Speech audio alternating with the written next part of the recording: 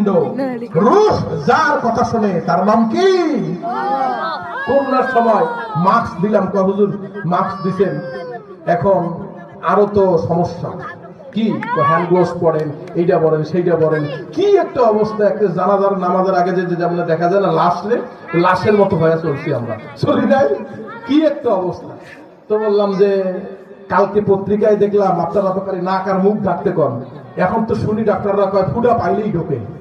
ফুটা তো আর সব বন্ধ করা সম্ভব না, যা আছে কপালে।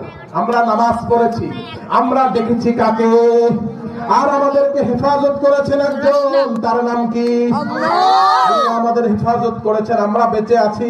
এজন্য মুমিন কখনো মৃত্যুকে ভয় পায় না, আলেমরা কখনো মৃত্যুকে ভয় পায় না। যারা মৃত্যুকে ভয় পায় তারা হলো নাস্তিক আর মুরতাদেরা, ঠিক কি না?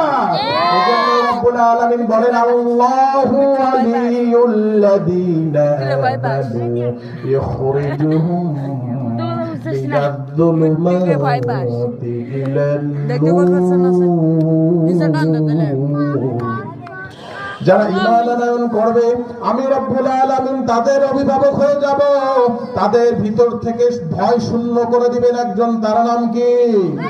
শুধু ভয় শূন্য করে দিবেন তাই নয়, রব্বুল আলামিন তাদেরকে অন্ধকার থেকে আলোর পথ দেখায়।